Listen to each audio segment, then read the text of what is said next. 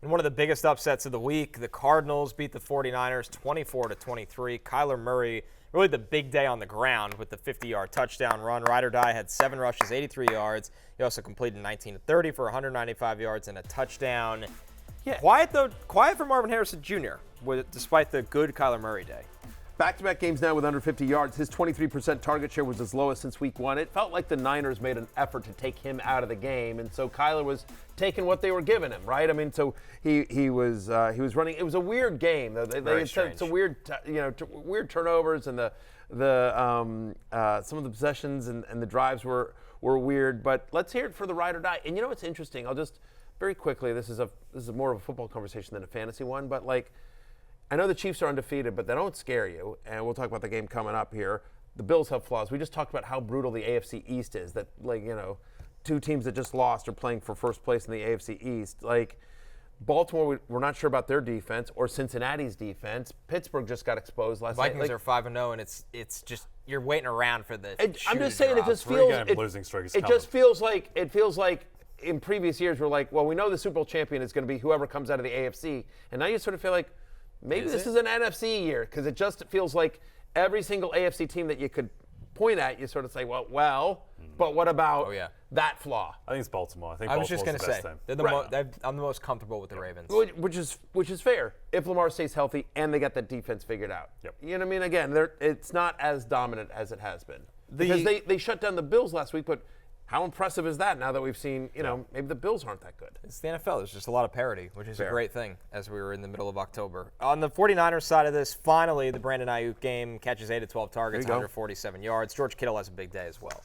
We talked about both these guys on Fantasy Football pregame. Both of them made the love list as well. We were like, hey, Brandon Aiyuk is due, and there's no question he absolutely was. Finally, almost a 38% target share.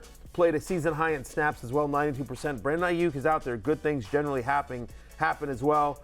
First game this year with double-digit fantasy points. Very nice to see as well. Kittle, he's now very quietly, he's now scored in 3 straight games. He's averaging over 18 fantasy points per game during that stretch. 12 targets in this one as well.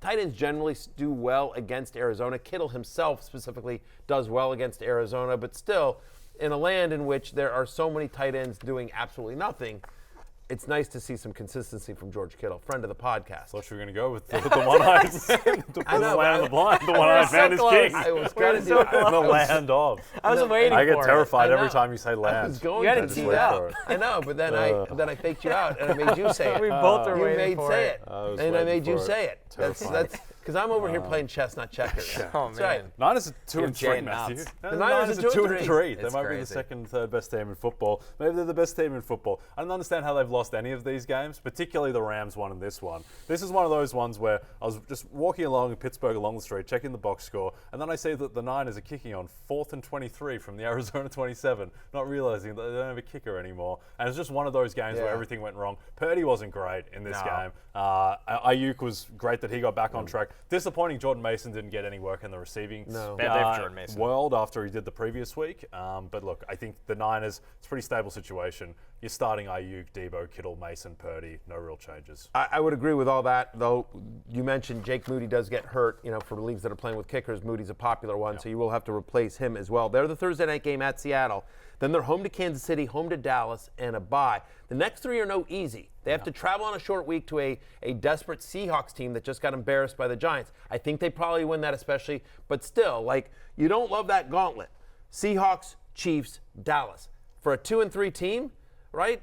They're 2-3, right? Yeah, they're 2-3. If they lose at Seattle, they're like 3-point favorites in that game, so it's a coin flip, slight favorites, and then they got to play Patrick Mahomes. So the Niners going to be 2-5. It's not inconceivable. They're going to have a worse record than the Giants after that. It's like, my New York Giants. They're slow starters. Heroic in victory in the Pacific Northwest. Yeah, it's unbelievable.